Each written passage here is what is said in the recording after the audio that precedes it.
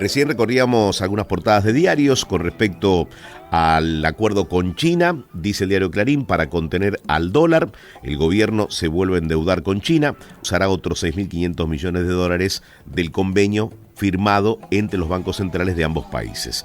En línea está Miguel Boyano, economista, CEO de Carta Financiera. Gracias, Miguel, por tu tiempo. Eduardo Bataglia te saluda. ¿Qué tal, Eduardo? Buenos días. Buenos días. Dame tu mirada de lo que representa este acuerdo entre Argentina y China y el swap.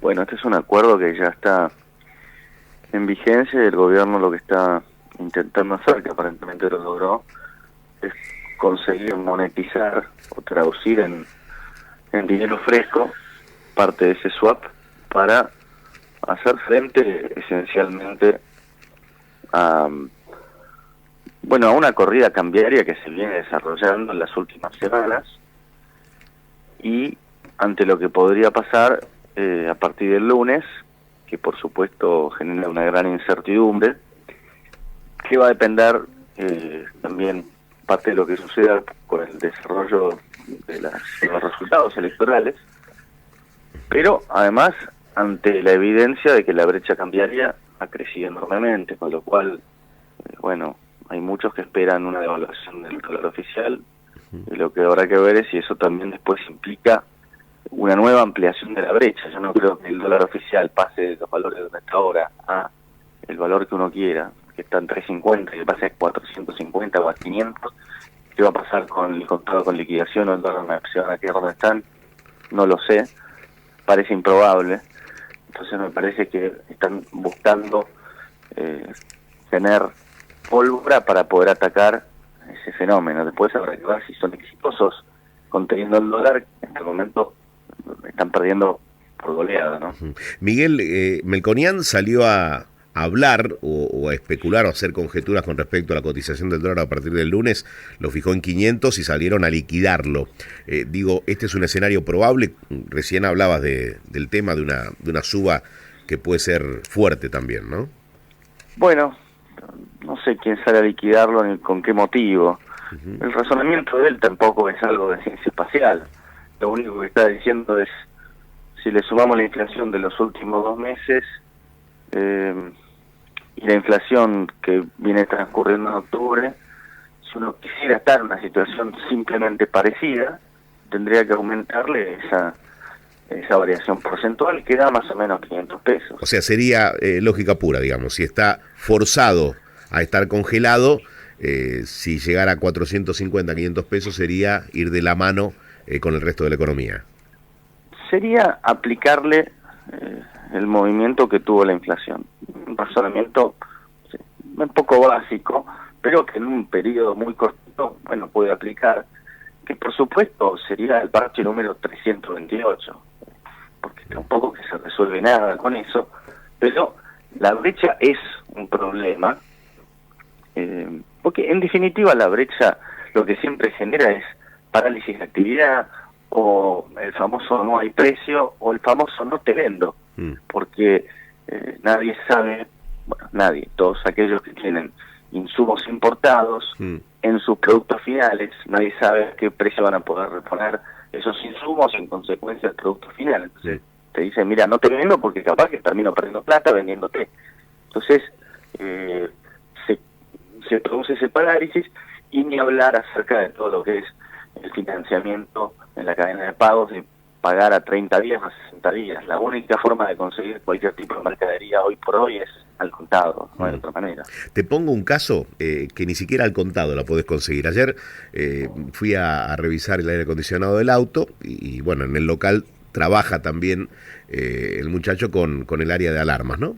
Y me dice, tengo que reponer la alarma de un vehículo porque me lo vino a pedir un cliente. Entonces fue a comprar la alarma, el artículo para poder reponerlo, y le dice, no te lo puedo vender. Dice, pero si te vengo comprando hace 30 años. Dice, ¿cómo no vas a vender la alarma? Yo no puedo paralizar mi actividad. Dice, sí, pero si yo te la vendo a vos a X precio, no sé si me la van a vender a mí, porque tampoco me dan precios a mí. ¿Se entiende? O sea, ese es el momento. Que se entiende, pero multiplica eso por miles y miles de casos distintos, de distintos rubros y subrubros. Entonces, eso se extiende, insisto, debe haber literalmente miles de ejemplos similares. Así que... Ahora, Miguel, te pregunto, recién mencionabas la incertidumbre a partir del lunes. ¿Es factor de incertidumbre Javier Milei?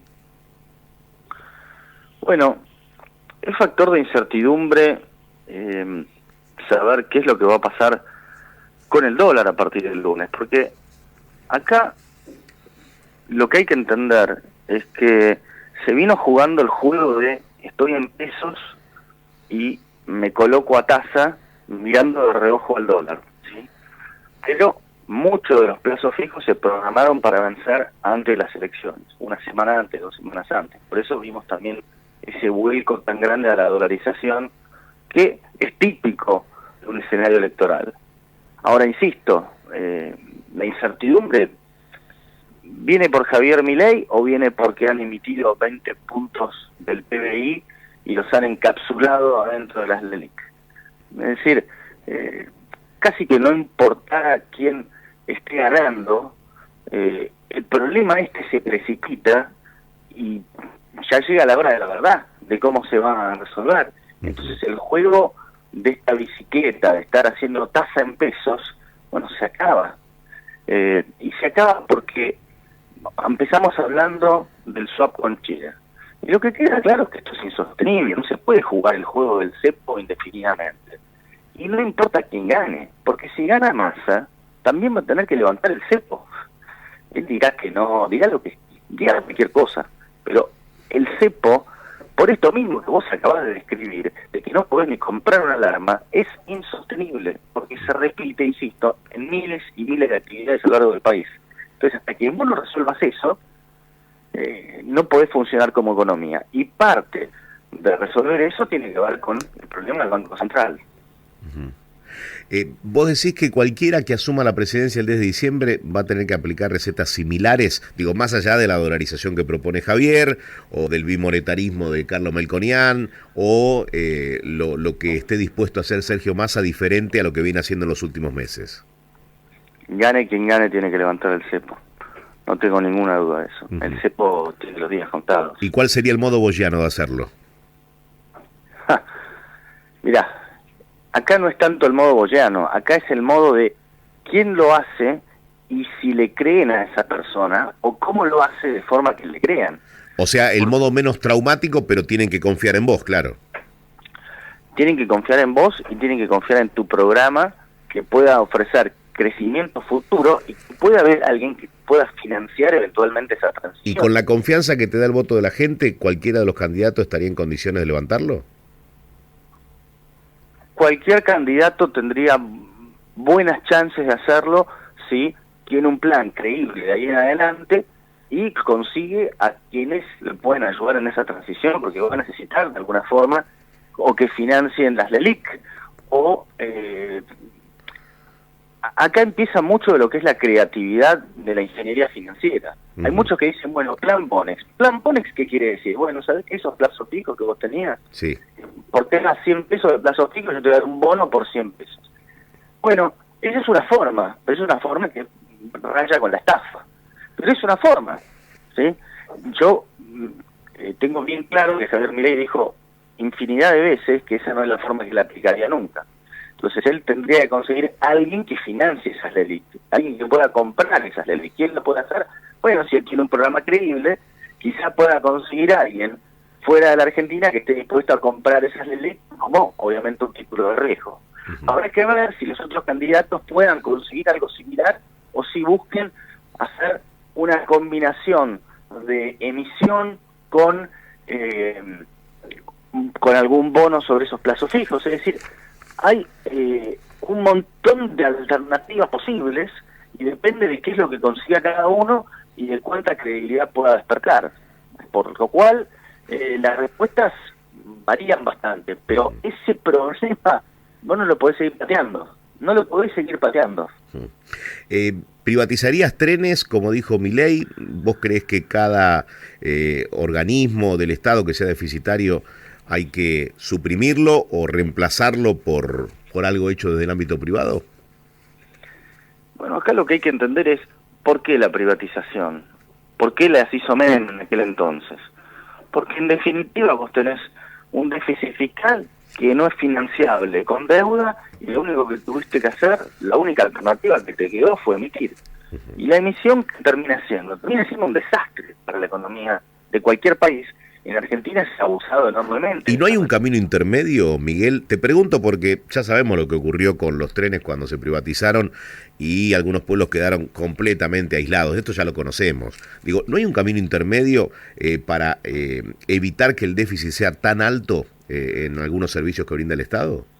Bueno, evidentemente no lo hay, porque evidentemente la política abusa enormemente del recurso de la emisión monetaria. Entonces vos decís, sí, los trenes que no llegan a determinadas ciudades han sido un desastre. ¿Y por qué no hablamos del desastre que es la inflación?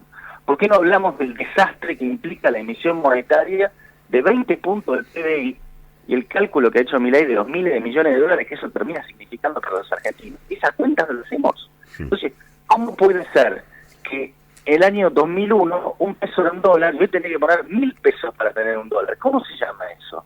¿Qué es eso? ¿Cuál es el costo ese? Pues te garantizo una cosa, ese costo es infinitamente más grande que dejar las ciudades eventualmente incomunicadas, que produce un desastre a todas luces, a toda escala, en todas las partes del país. Entonces vos lo que tenés que poner es que el mecanismo de precios funcione, vos tenés que tener precios libres, y si hay algo que ha hecho el kirchnerismo, hasta el cansancio, es intervenir en cuanto mercado exista. El kirchnerismo ha hecho política económica en base a prohibiciones. Entonces, si tenemos inflación, está prohibido subir los precios. Si tenés un problema de empleo, está prohibido echar gente. Si tenés un problema porque no tenés dólares, está prohibido comprar dólares. ¿No te das cuenta el absurdo de eso que estoy diciendo? No hay ninguna economía del mundo que funcione de esa forma. La última, Miguel, lo conocés mucho a Javier Milei, ¿no? Sí. ¿Cómo calificaría sus conocimientos de economía? Porque hoy repasaba algunas declaraciones, por ejemplo, Alberto Fernández dijo que la percepción que hay en el mundo es de alguien que no está diciendo cosas razonables en materia económica, y en otros aspectos dijo que el mundo ve a Milei como alguien que no está bien. Mira, realmente hablar de la credibilidad de Alberto Fernández para esa afirmación creo que no necesita ni nadie que te rebata el argumento. Estamos hablando de una persona que en la pandemia organizó la fiesta que organizó y que después decía que que no había delito porque no se había contagiado nadie, y payasadas similares. Con lo cual, la respuesta es que es un no rotundo, es una estupidez total lo que está diciendo. Una de tantas que ha dicho. No, me parece que no tiene ni pie ni cabeza. Y la otra parte de la pregunta, ¿cómo calificarías los conocimientos de Javier en materia económica?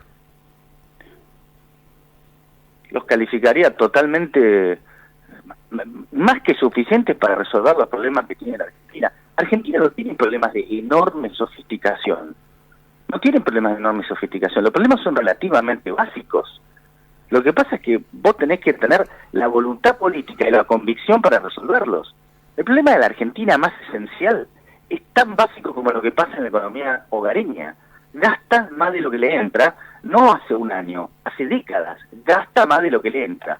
Y después para hacer eso, le pide plata a la abuela, al primo, al tío. Y se acabó eso, con la diferencia que Argentina tiene la posibilidad como Estado de imprimir papel moneda. Pero eso es lo que ha hecho. Ese es el problema esencial de la Argentina. Eso cuando yo explico en las charlas, ese es un problema que viene de 1816.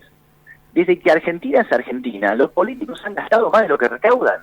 Ese es el problema esencial de la economía argentina. Hasta tanto no entendamos que ese es el diagnóstico a partir del cual se siguen todos los males, y para resolver ese problema aparece la motosierra, y para resolver ese problema hay que cortar un gasto importantísimo que es el gasto de la política. El día de mañana yo creo que también habría que poder discutir por qué necesitamos 250 diputados con no sé cuántos asesores y por qué también necesitamos no sé cuántos congresos provinciales. Por supuesto que eso no se va a poder discutir ahora, pero el día de mañana, en un mundo ideal, eso también tiene que atacarse.